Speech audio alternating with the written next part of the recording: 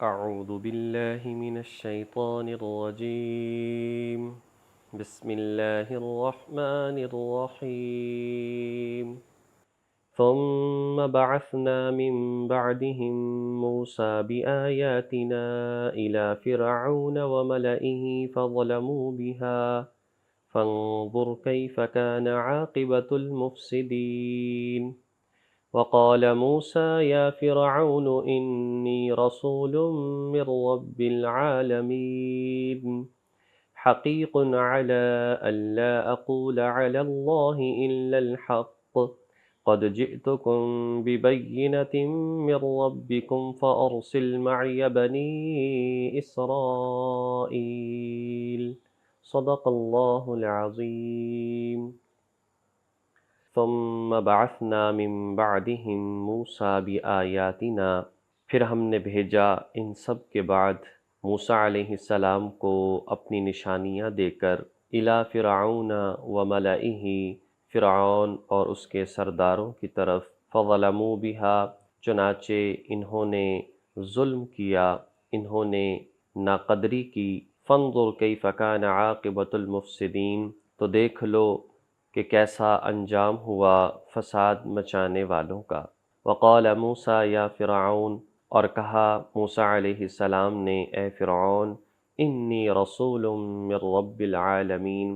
کہ بے شک میں رسول ہوں رب العالمین کی طرف سے، تمام جہانوں کے پروردگار کی طرف سے میں پیغمبر بن کر آیا ہوں۔ اس سے قبل جو آیات گزریں اس میں متعدد واقعات کو اللہ تبارک و تعالی نے ہماری عبرت کے لیے بیان فرمایا کہ دیکھو ہمیشہ ایمان والے اور نیک اعمال کرنے والے اور گناہوں سے بچنے والے ہی کامیاب ہوئے، چاہے ان کا تعلق کسی قبیلے سے تھا، چاہے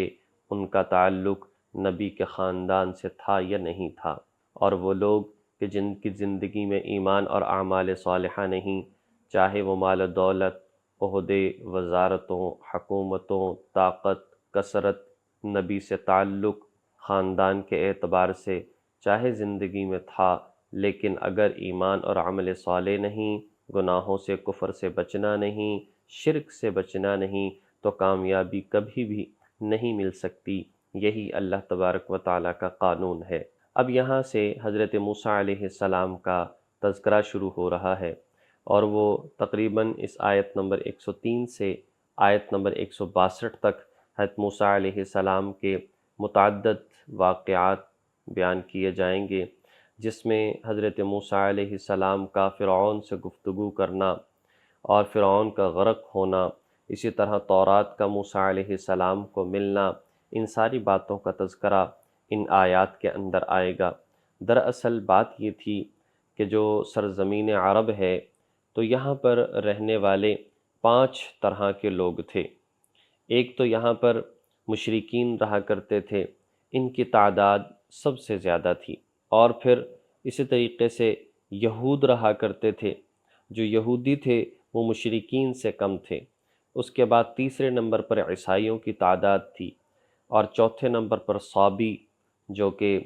ستارہ پرست ہوتے ہیں وہ رہا کرتے تھے، اور 5ویں نمبر پر مجوسی رہا کرتے تھے، آتش پرست۔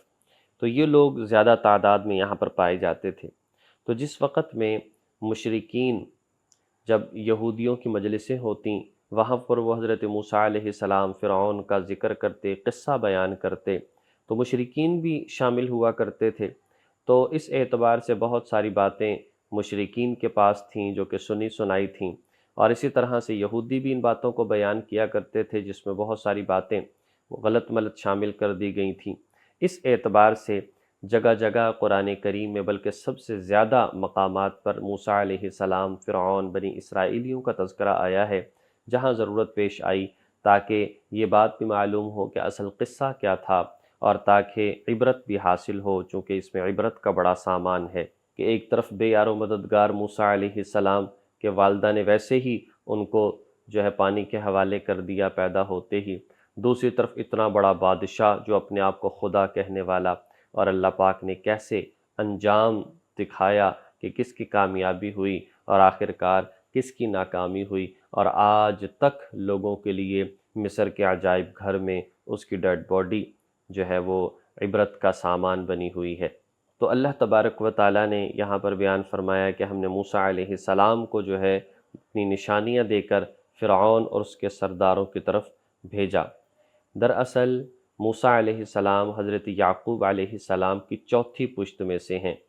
حضرت یوسف علیہ السلام جب مصر کے وزیر خزانہ بن گئے تو انہوں نے اپنے گھر والوں کو، اپنے والدین اور اپنے بہن بھائیوں کو جو ہے یہاں پر بلا لیا۔ یہ لوگ چونکہ فلسطین کے رہنے والے تھے تو ان کو مصر بلا لیا، اور وہاں پر ان کو ایک الگ علاقہ، ایک الگ جگہ جو کہ شہر کی آبادی سے تھوڑی سی الگ تھی وہاں پر دے دی۔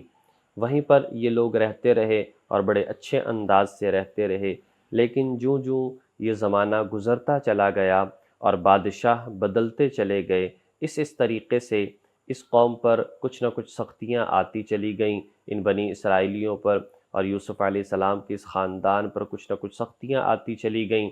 اور آخر کار جو ہے جیسے جیسے یہاں پر فرعون آتے چلے گئے تو انہوں نے ان لوگوں کو اپنا غلام بنا لیا۔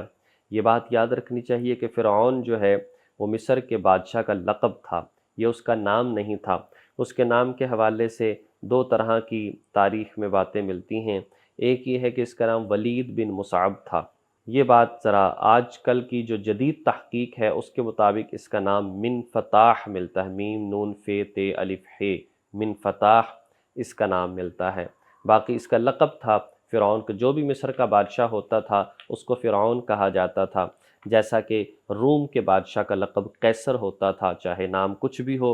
اور اسی طرح سے ایران کے بادشاہ کا لقب کسریٰ ہوا کرتا تھا چاہے اس کا نام کوئی بھی ہو۔ تو اس طرح سے یہ لوگ جو ہے ان کو غلام در غلام جو ہے وہ بناتے چلے آ رہے تھے۔ تو جب حضرت موسیٰ علیہ السلام کو بھیجا اللہ تبارک و تعالیٰ نے، تو حضرت موسیٰ علیہ السلام نے آ کر انہیں سمجھایا اور بتایا، اور ان کو معجزات بھی دیے جن کا تذکرہ آگے آ رہا ہے، اور فرمائی سب سے پہلی بات کہ فانظر کیف کان عاقبۃ المفسدین، کہ دیکھ لو انجام کیا ہوا، یعنی آخرکار انجام دیکھو ان کا کیا ہوا، کہ ایک وقت یہ ہے کہ موسیٰ علیہ السلام وہاں پر جا رہے ہیں اور کیا کیا حالات ہیں، لیکن بتا دیا کہ انجام دیکھو کہ ان کا کیا ہوا ہے۔ تو کیا فرمایا موسیٰ علیہ السلام نے کہ اے فرعون، میں تمہارے پاس رسول بن کر آیا ہوں رب العالمین کی طرف سے، تمام جہانوں کا جو پروردگار ہے میں اس کی طرف سے نبی اور رسول بن کر آیا ہوں، تمہارے بھلے اور فائدے کے لیے آیا ہوں۔ حقیق علی الا اقول علی اللہ الا الحق،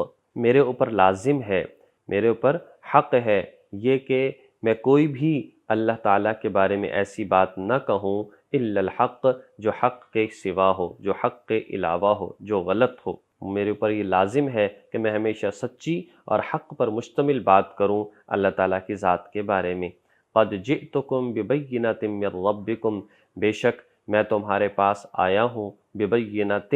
کچھ نشانیاں لے کر، دلیل لے کر، من ربکم، تمہارے پروردگار کی طرف سے۔ فأرسل معی بنی اسرائیل، چنانچہ بھیج دے میرے ساتھ بنی اسرائیل کو۔ میں بنی اسرائیل کو واپس ارض مقدس فلسطین لے جانا چاہتا ہوں جہاں سے یہ لوگ آئے تھے، لہٰذا ان کو آزاد کر دو اور میرے ساتھ جانے دو۔ یہ حضرت موسیٰ علیہ السلام جب گئے تو پہلے بات یہ کی، بتایا کہ میں رسول ہوں، میں پیغمبر ہوں، مجھے اللہ نے نبی بنا کر بھیجا ہے، اور رب العالمین کی طرف سے میں آیا ہوں، یعنی جیسے پہلے انبیاء آئے اسی ذات نے مجھے بھی نبی بنایا ہے، ایسا نہیں ہے کہ میں کوئی الگ چیز لے کر آیا ہوں، یہ چیز نہیں ہے، لہٰذا اس بات کو مان لو اور اس چیز کو تسلیم کر لو۔ اور دیکھو میں یہ بہتان نہیں لگا رہا کہ اگر میرا کہنا یہ غلط ہو کہ میں اللہ کا نبی نہیں ہوں تو لہٰذا اس کا مطلب یہ ہوگا کہ میں اللہ پر بہتان لگا رہا ہوں، تو ایسی بات بھی نہیں ہے، میں دلیل اور روشنی بھی لے کر آیا ہوں، لہٰذا اس بات کو مان لو اور دیکھو لوگوں پر ظلم نہ کرو، ان بنی اسرائیلیوں کو میرے ساتھ بھیج دو۔ اس سے ایک بہت بڑی بات یہ سمجھ میں آتی ہے کہ دیکھو حضرات انبیاء علیہم السلام کے آنے کا جہاں مقصد یہ ہوتا ہے کہ لوگوں کے ایمان کو، لوگوں کے اعمال کو درست کریں، ان کو زندگی گزارنے کا طریقہ سکھائیں، ان کو معاملات، معاشرت،